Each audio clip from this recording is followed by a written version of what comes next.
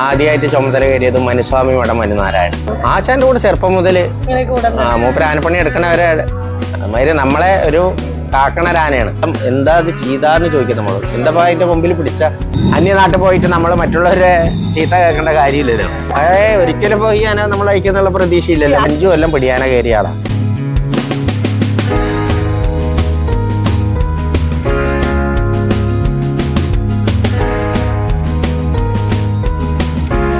നമസ്കാരം. നമസ്കാരം. സഞ്ജയേട്ടാ, എന്തൊക്കെയുണ്ട് വിശേഷം? സുഖമായിട്ട് പോകണം. സഞ്ജയുടെ സ്ഥലം എവിടെയാ വരുന്നത്? പാലക്കാട് പറളി പഞ്ചായത്തിൽ തേനൂര് പറയും. എത്ര വർഷമായി ആനപ്പണിയിൽ? ചെറുപ്പം മുതലേ സ്കൂളിൽ പഠിക്കുന്ന കാലം മുതലേ ആനയോട് ഇഷ്ടമുണ്ട്. വീടിന്റെ മുൻവശത്തെ ആനകള്, മനശ്ശേരി അരിയറിന്റെ ആനകള് വീട്ടിന്റെ മുന്നിൽ കൊണ്ടുവന്ന് കെട്ടും. അന്നത്തെ കാലം മുതൽ. അന്ന് പിന്നെ ആനപ്പണിക്ക് വിട്ടായിരുന്നില്ല സ്കൂൾ പഠിപ്പ് കഴിയണവരെ. അപ്പോ കുറച്ച് കാലത്തിന് ശേഷം പിന്നെ ഇറങ്ങി ആനപ്പണിക്ക്. ആദ്യമായിട്ട് ചുമതല കയറിയത് മനുസ്വാമി മഠം മനുനാരായണൻ ഒരു 20 കൊല്ലത്തിന് മുന്നേ. അത് കഴിഞ്ഞിട്ട് നമ്മുടെ നാട്ടിലടുത്ത് തന്നെ ലക്കിടി ഇന്ദിര പറയും. ഇപ്പൊ ആന ഉള്ളൂരുണ്ട്, ഉള്ളൂർ ഇന്ദിര. അതിലൊരു 5 കൊല്ലം. പിന്നെ ചെർപ്പളശ്ശേരി ശേഖരൻ. അത് കഴിഞ്ഞ് പുത്തൂര് ദേവീനന്ദൻ. അത് കഴിഞ്ഞിപ്പോ ശ്രീകണ്ഠനാണ്. അപ്പൊ എനിക്ക് തോന്നുന്നു ഇത്ര ആനകൾ കയറാനായിട്ട് നല്ലൊരു ആശാന്മാരുണ്ടാവില്ല. ആരായിരുന്നു ആശാൻ? ആശാൻ പാറശ്ശേരി ചെറിയ ജാമി പറയും. അവിടെ വലിയ ജാമിയാരുണ്ട്, ചെറിയ ജാമി പറയും. പുള്ളിയുടെ കൂടെ ഞാൻ ചെറുപ്പം മുതൽ പോയായിരുന്നു. അങ്ങനെ എത്ര വർഷം നിന്നു ആശാന്റെ കൂടെ? ചെറുപ്പം മുതല് മൂപ്പര് ആനപ്പണി എടുക്കണവരെ അങ്ങനെ സ്ഥിരമായിട്ട് അങ്ങനെ പോവും. ഇടയിൽ പോവും, വരും. അങ്ങനെ ആളുടെ രീതി പറഞ്ഞാ ആനയെ കൊണ്ട് നടക്കാറാക്കും മൂപ്പരെ കൂടെ നിന്ന്. നമ്മള് കറക്റ്റ് ആയിട്ടുള്ള ചിട്ടയായിട്ട് പോണം. കാലത്ത് നേരത്തെ എണീച്ച ആനകളുടെ കാര്യങ്ങൾ നോക്കണം. അങ്ങനെയാണ് പുള്ളിയുടെ. ആശാന്റേതായ വല്ല ചിട്ടകൾ ഉണ്ടായിരുന്നു? അതന്നെ, നമ്മള് ആനയെ വൃത്തിയായി നോക്കണം.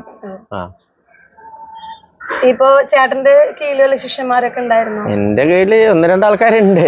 നന്നവരൊക്കെ ഉണ്ട്, ആയി വരുന്നു. ഇതപ്പൊ ഈ ആനയ്ക്ക് നിൽക്കണ പയ്യപ്പ എന്റെ കൂടെ 2-3ാമത്തെ കൊല്ലമാണ്.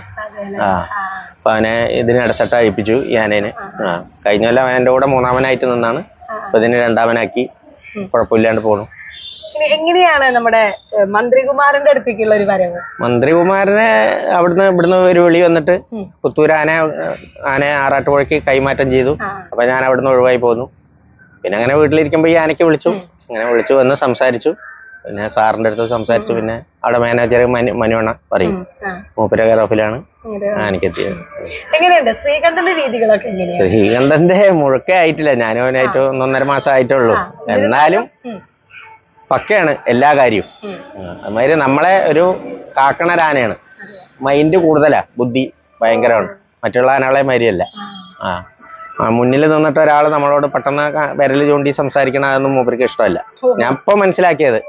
അവര് നമ്മളോട് വേറെ വല്ല കാര്യങ്ങളാവും പറയണ്ടാവുക. പക്ഷെ മൂപ്പർക്ക് അതെന്തെങ്കിലും നമ്മളെവിടെ എന്തെങ്കിലും ദേഷ്യപ്പെട്ട് പറയണമെന്നൊരു തോന്നല് തോന്നും. ഭയങ്കര ശ്രദ്ധിക്കണേ. അപ്പോ ഇങ്ങനെ ശ്രീകണ്ഠനിലോട്ട് വരുന്ന സമയത്ത് സഞ്ജുവേട്ടൻ എങ്ങനെയാ ഇവനെ കുറിച്ച് മുന്നുള്ള കാര്യങ്ങളൊക്കെ ആരോടൊക്കെ ചോദിച്ചു? അതെ, അപ്പൊ കഴിഞ്ഞ കൊല്ലം കയറി അവിടെ ബിജുവണ്ണം പറയും. ഇപ്പൊ മൂപ്പര് വിശ്വനാഥൻ ആനയ്ക്കായി. ആ പുള്ളിയാണ് എല്ലാ കാര്യം പറഞ്ഞത്. ആന അയച്ച് നമ്മള് തൃപ്പൂണിത്തറ പോണവരെ മൂപ്പര് എന്റെ കൂടെ വന്നു. എല്ലാ സഹായങ്ങളും ചെയ്തു തന്നു. അതാ മൂപ്പര് നമ്മളെ ഒരു കൂടെ പറപ്പും വരി തന്നെ എല്ലാം ചെയ്തു തന്നത്. ഭക്ഷണ രീതിയൊക്കെ എങ്ങനെയാ? ഭക്ഷണ രീതി പറഞ്ഞാൽ ഭക്ഷണത്തിനോട് മൂപ്പർക്ക് ഇത്തിരി പ്രിയം കൂടുതലാണ്. തീറ്റ നല്ലോണം വേണം. അങ്ങനെയുള്ള കാര്യങ്ങളൊക്കെ. വണ്ടിയിൽ തീറ്റയൊക്കെ വേണം, എപ്പോഴും നിർബന്ധമാണ്. ഇല്ല, തീറ്റ എന്തായാലും നമ്മൾ സ്റ്റോക്ക് ചെയ്യണം. അതിനുള്ള ഇട വരുത്തിയിട്ടില്ല. ഇപ്പൊ നമ്മൾ കൊണ്ട് നടക്കാൻ തുടങ്ങിയ പിന്നെ കുഴപ്പമൊന്നുമില്ല. പിന്നെ അതെ. ആദ്യമായിട്ട് തൃപ്പൂണിത്തറ എടുത്തു. തൃപ്പൂണിത്തറ എടുത്തു. ഇപ്പൊ 2 ദിവസം പറവൂര്. അത് കഴിഞ്ഞിട്ട് ഇപ്പൊ ഇവിടെ വന്നു. പിന്നെ ഇഷ്ടംമാരി ഉണ്ട്. അല്ല, നമ്മളടുത്ത് നിൽക്കും. അങ്ങനെയുള്ള ഒരു ഇതില്ല. മറ്റുള്ളവര് അധികം പുറമേക്കാര് കൈകാര്യം ചെയ്യുന്നത് ഇഷ്ടമല്ല. പുള്ളിക്ക് തിന്നാൻ കൊടുക്കണതായാലും കയ്യിൽ വെച്ച് കൊടുക്കുക, മാറിപ്പോവുക, അത്രേ ഉള്ളൂ. അതൊന്നും ഇഷ്ടമല്ല.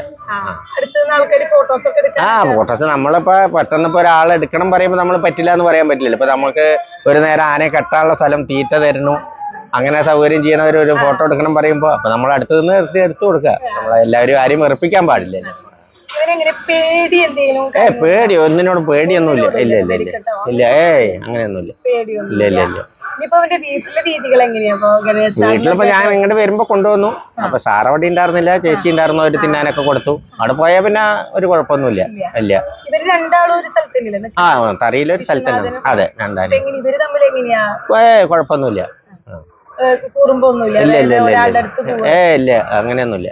ഇപ്പൊ ചേട്ടൻ എങ്ങനെയാ ഇവന്റെ അടുത്തല്ലാണ്ട് നമ്മളിപ്പോ പരിചയത്തിലുള്ള വേറെ ഏതെങ്കിലും അമ്മമാര് അല്ലെങ്കിൽ അവരുടെ ആനകളുടെ അടുത്തൊക്കെ പോകുമ്പോ? ഞാൻ പോയിട്ടില്ല അങ്ങനെ. ഇപ്പൊ എവിടെ നിന്ന് മൂപ്പരെ വിട്ട് അങ്ങനെ എഴുന്നള്ളിച്ച് വെക്കുമ്പോഴായാലും പോയിട്ടില്ല.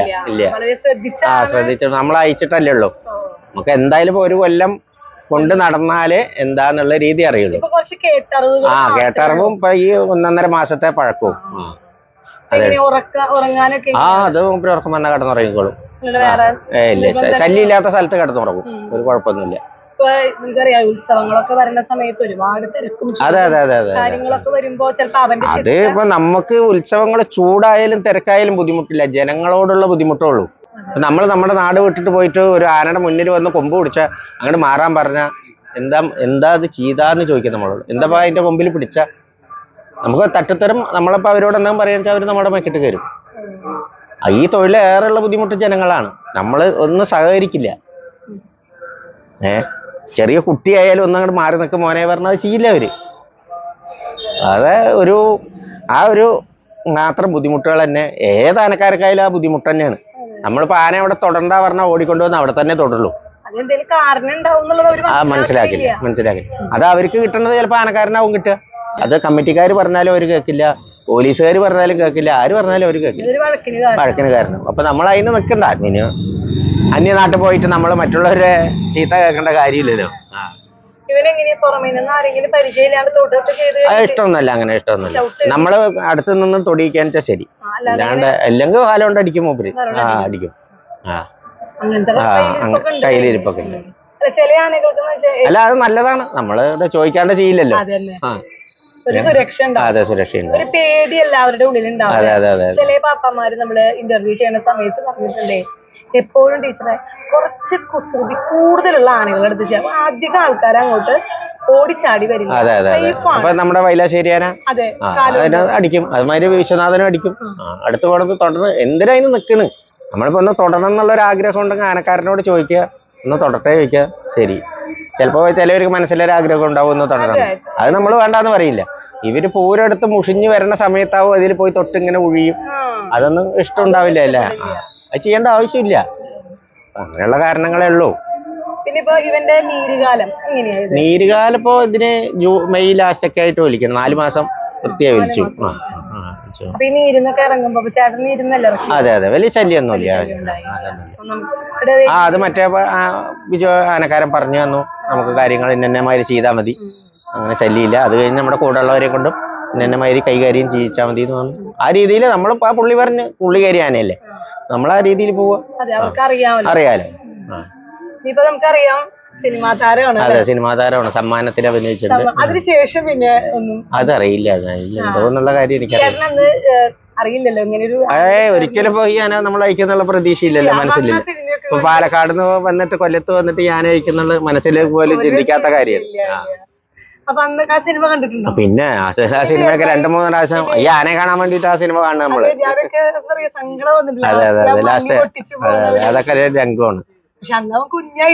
ചെറിയ ഇപ്പൊ ഒരു 10-30 വയസ്സിന് മേലെ തന്നെയാണ്.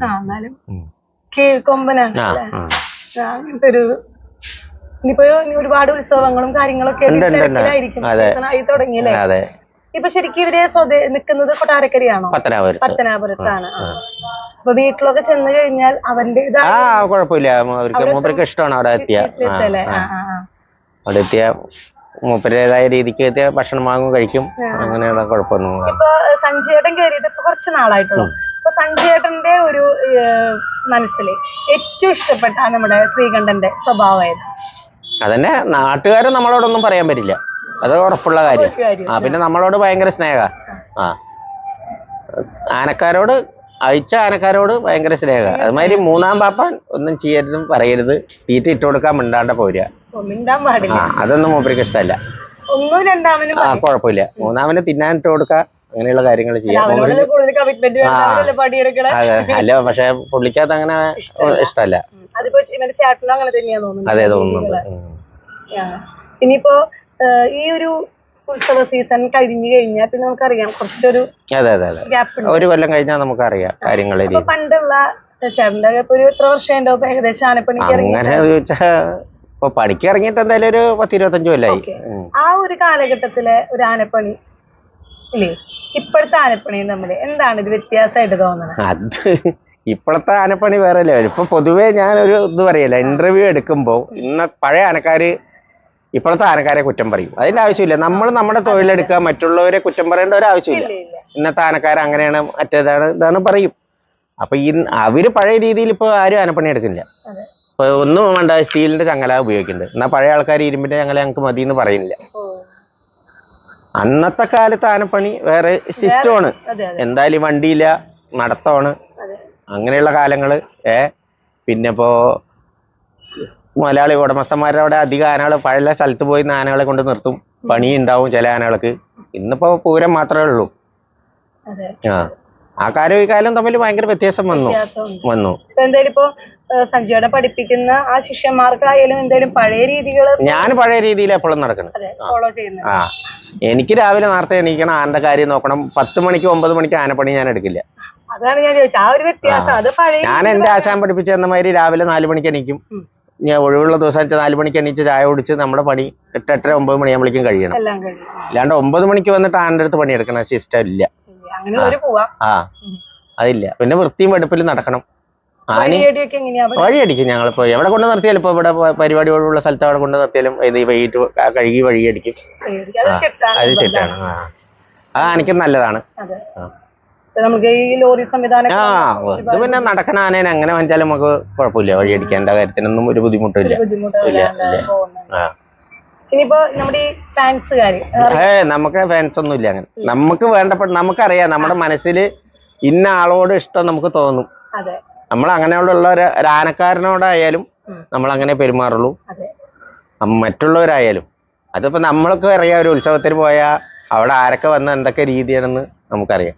നമ്മളിപ്പോ ആന ഉണ്ടെങ്കിലും ഇല്ലെങ്കിലും നമ്മൾ വിളിച്ചാൽ ഓടി വരുന്നവരാണ് നമുക്ക് ബന്ധം വേണ്ടത്. ഇല്ലാണ്ട് വന്നു 2 ഫോട്ടോ എടുത്തു നേരം പോക്കിന് പോണവർ ഇഷ്ടംമാരിയുണ്ട്. അവര് മറ്റേ ആനെ കണ്ട അവരുടെ കൂടെ പോകും, ഈ ആനെ കണ്ട ഈ ആനെ കൂടെ പോകും. അതാണ് രീതി. ശരിക്കും അവർക്ക് ആഹാരമായാലും ഒക്കെ ചെയ്യാൻ കൊടുക്കുന്ന ആനകളെ എല്ലാം ഇഷ്ടമാണ്. ഞാൻ 5 കൊല്ലം പിടിയാന കയറിയ ആളാ. 5 കൊല്ലം എന്റെ നാട്ടിൽ തന്നെ. ലക്കിടി ഇന്ദിരാ പറയും, നല്ല ഉടമസ്ഥന്മാരുമാണ്. അല്ല, എല്ലാ ഉടമസ്ഥന്മാരും നമ്മൾ നിന്നതൊക്കെ നല്ല ആൾക്കാർ തന്നെ ഇതുവരെ. അപ്പോ അതിനെ കൊടുത്തപ്പോ അറിയുന്നേ ഉള്ളൂ. ഈ പിടിയാനയിൽ നിന്ന് കൊമ്പനാനയിലേക്ക് വന്നപ്പോ ഒരുപാട് മാറ്റം തോന്നുന്നുണ്ട്. അല്ല, കൊമ്പനാനയ്ക്ക് നിന്നിട്ടാണല്ലോ പിടിയാനയ്ക്ക് പോയത്. രീതികൾ വ്യത്യാസം അതുണ്ട്. ഓരോ ആനകൾക്ക് ഓരോ രീതിയാ. കൂടുതലും ബുദ്ധിമുട്ടായിട്ട് തോന്നുന്നത് കൊമ്പന്മാരാണോ? അതത്ര തന്നെ ഉള്ളൂ. അതിൽ പിടിയാനകളും ബുദ്ധിമുട്ടുള്ള ആനകളുണ്ട്.